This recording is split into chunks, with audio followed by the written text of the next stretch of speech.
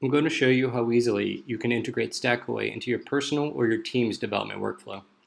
Stackahoy works with any development stack, but today I'm going to demonstrate by setting up a simple node.js application running inside of a Docker container, as Stackahoy and Docker complement each other quite well. The application we'll be deploying lives here in GitHub.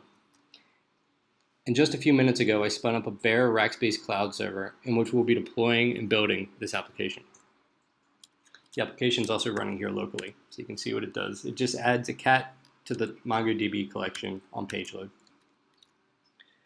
So before we get started, I'm going to provision the server by installing the only dependency we have, which is Docker.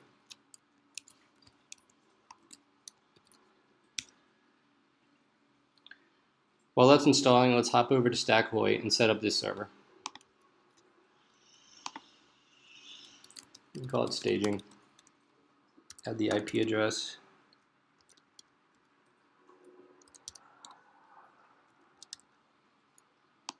And we'll be installing this as root, although for a real production application, I would recommend creating a restricted user. And we have two options for authentication, either password or SSH key. I prefer the SSH key because generally I disable passwords on my server just as an extra layer of security. So let's give that a save.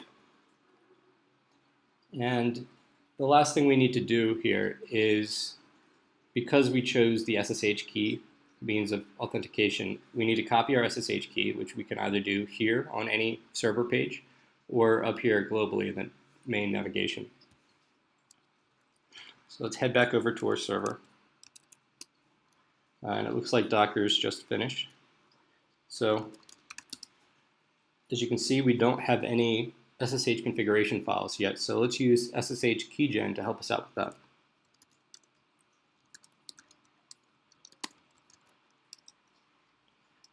That's good, and then we can create a strong password.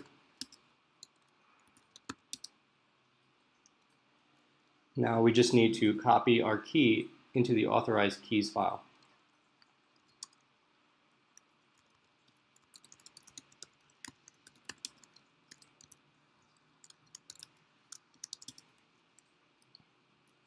So let's test that.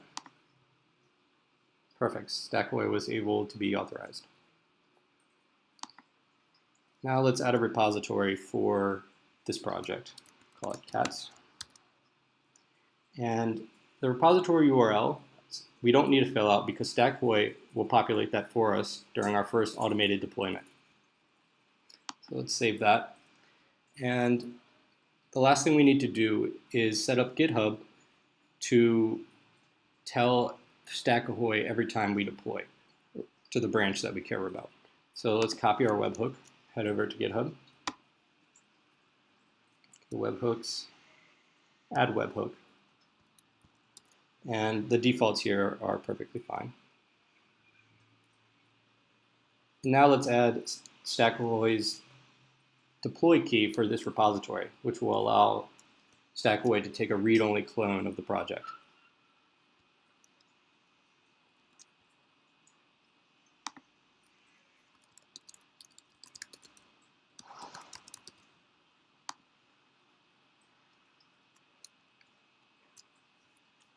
Perfect, and the last thing we need to do is create the branch that we want to listen to and deploy. Call this demo, although we only have one branch on this project, and that's master. So let's listen to that one. Add the server we just created. And we can create the home directory, or working directory rather. And this will be where the project actually lives. So let's just put in the home directory in a folder called apps. And the last thing we need to do is run the start.sh, which is a simple bash script, which will tear down and create the containers, thus restarting the application so we can see our changes after we deploy. We can save that. And we should be ready to deploy. So let's take a look at our log activity feed. Head to our application, git push origin master.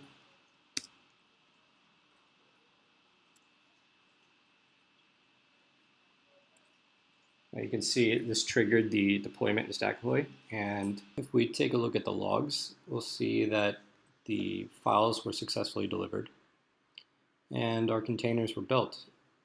You'll also see that Docker is trying to tell us that it failed to stop some containers, and it failed to stop them because they weren't running in the first place. But in deployments after this, it will act as a restart.